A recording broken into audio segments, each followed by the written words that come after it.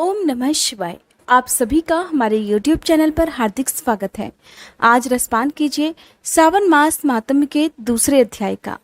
भोलेनाथ का सबसे प्रिय महीना सावन चल रहा है और इस सावन के महीने में कहा जाता है कि जो जितनी ज्यादा पूजा करता है, जो जितनी ज्यादा श्रद्धा भगवान शिव में रखता है, तो भगवान शिव उनकी जरूर सुन लेते हैं। सावन के महीने में भगवान भोलेनाथ को कांवड़ भी चढ़ाई जाती है। कांवड़ के संबंध में एक नियम होता है कि कांवड़ को कभी भी जमीन पर नहीं रखा जाता है जब तक कि भगवान शिव को जल अर्पित ना किया जाए। जो भी लोग कांवड़ लेकर आते हैं वो जल चढ़ाने के बाद ही कांवड़ को जमीन पर रख सकते हैं। लेकिन दोस्तों, इस बार बहुत सारी परेशानियां ऐसी हैं जिनकी वजह से कांवड़ यात्रा संभव नहीं है। तो ऐसे में आप भगवान भोलेनाथ को हर दिन मना सकते हैं। आप गंगा जल भगवान शिव को हर रोज अर्पित कर सकते हैं। नहीं तो आप सोमवार के दिन और खासकर मासिक शिवरात्रि वाले दिन और जो प्रदोष व्रत सावन के महीने में पड़ने वाले हैं, उन प्रदोष व्रतों में भोलेनाथ की विधिवत पूजा जरूर कर लें। आपको भोलेनाथ का आशीर्वाद जरूर प्राप्त होगा। अब बात करते हैं दोस्तों कांवड़ की। आपने कांवड़ लाते हुए देखा है लोगों को, भोलेनाथ को जल भी चढ़ाते हुए देखा है, लेकिन क्या कभी आपने सोचा है कि आखिरकार कांवड़ लाने की ये परंपरा कब से शुरू हुई? वो पहला कांवड़िया कौन सा था जिसने सबसे पहले भगवान शिव का अभिषेक कर उनकी कृपा प्राप्त करी थी और तब से कांवड़ लाने की ये परंपरा चल पड़ी। आज की कथा जुड़ी है कांवड़ यात्रा से, तो आइए रसपान करते हैं आज की कथा का। पौराणिक कथा के अनुसार एक बार राजा सहस्त्रबाहु ऋषि जमदाग्नि के यहाँ पधारे और ऋषि जमदाग्नि ने उनका बहुत अच्छी तरह से आदर सम्मान किया। उनकी सेवा में किसी भी तरह की कोई भी कमी नहीं होने दी। सहस्त्रबाहु ऋषि के आदर सम्मान से बहुत ही प्रसन्न हुआ, लेकिन एक बात उनकी समझ में बिल्कुल नहीं आ रही थी कि आखिरकार एक साधारण और सरल जीवन जीने वाले ऋषि आखिरकार उसकी इतनी आवभगत कैसे कर पा रहे हैं। राजा के साथ साथ उसकी सेना के लिए इतने सारे खाने का प्रबंध वो कैसे जुटा पाए। इस बात ने राजा को बड़ा बेचैन रखा। आखिरकार राजा ने अपने सैनिकों से इस बात का पता लगाने के लिए कहा और तब कुछ ही देर में राजा को अपने सैनिकों से पता लगा कि ऋषि जमदाग्नि के पास कामधेनु नाम की एक दिव्य गाय है जिससे जो कुछ भी मांगो वो सब कुछ मिल जाता है। अब जब राजा को ये बात पता चली कि इसी कामधेनु गाय के कारण ऋषि जमदाग्नि सारे संसाधन जुटाने में कामयाब हो जाते हैं, तो उस राजा के मन में एक लालच पैदा हो गया। वो लालच था उस कामधेनु गाय को हासिल करने का। राजा ने मन में सोचा, ऋषि तो बिल्कुल सादा जीवन बिताते हैं और इस कामधेनु गाय का उनके पास रहने का कोई भी औचित्य नहीं है। इस गाय को तो मेरे पास होना चाहिए। और इस प्रकार राजा के मन में बहुत ज्यादा लालच उस गाय को हासिल करने के लिए पैदा हो गया। तब ऋषि से कामधेनु गाय राजा ने मांगने का प्रयास किया। राजा ने ऋषि से निवेदन किया कि वे उसे कामधेनु गाय दे दें, लेकिन ऋषि जमदग्नि ने कामधेनु गाय को देने से बिल्कुल मना कर दिया। और ऋषि जमदाग्नि के इनकार पर राजा को बहुत ज्यादा गुस्सा आया और फिर उसने कामधेनु गाय को प्राप्त करने के लिए उसी समय ऋषि जमदग्नि की हत्या कर दी। और इस तरह राजा कामधेनु गाय को अपने महल में लेकर आ गया।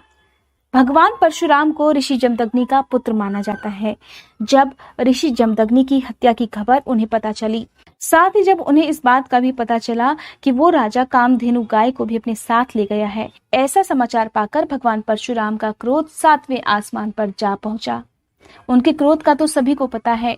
वे क्रोधित होकर राजा सहस्त्रबाहु के महल में पहुंच गए और फिर उन्होंने अत्यंत क्रोध में राजा सहस्त्रबाहु की सभी भुजाओं को काटकर उसकी हत्या कर डाली। बाद में परशुराम भगवान ने अपनी तपस्या के प्रभाव से अपने पिता जमदग्नि ऋषि को पुनः जीवन दान दिया। जब ऋषि को ये बात पता चली कि परशुराम ने सहस्त्रबाहु की हत्या कर दी है, तो उन्होंने इसके पश्चाताप करने के लिए परशुराम जी से भगवान शिव का जलाभिषेक करने को कहा था। तब परशुराम भगवान अपने पिता की आज्ञा से मीलों दूर चलकर गंगा जल लेकर आए और अपने आश्रम के पास ही शिवलिंग की स्थापना कर शिवलिंग का महाभिषेक किया और गंगा जल चढ़ाकर उनकी स्तुति की।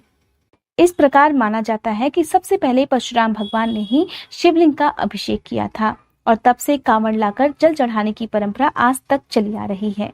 सावन के महीने में कांवड़ लाने से संबंधित हमारे धर्म में कुछ अन्य भी पौराणिक मान्यताएं प्रचलित हैं। इनमें से एक मान्यता के अनुसार जब समुद्र मंथन हो रहा था, तो सबसे पहले समुद्र मंथन से विष उत्पन्न हुआ उस विष की भयंकर गर्मी से देवतागण, दैत्य और सारा संसार व्याकुल हो गया। तब भगवान शिव ने आगे आकर सृष्टि के कल्याण हेतु उस विष का पान कर लिया। उन्होंने विष का पान तो कर लिया, लेकिन उस विष को अपने कंठ तक ही सीमित रखा, कंठ से नीचे नहीं उतरने दिया। विष की तीव्र जलन के कारण उनका कंठ नीला हो गया और वे नीलकंठ कहलाए।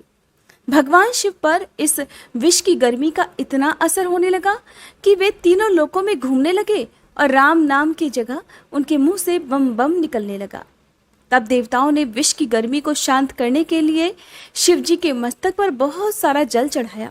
कहते हैं कि जब समुद्र मंथन किया गया था तो उस समय सावन का महीना था और तब से सावन के महीने में भगवान शिव को जल अर्पित करने और कांवड़ लाने की परंपरा चली आ रही है।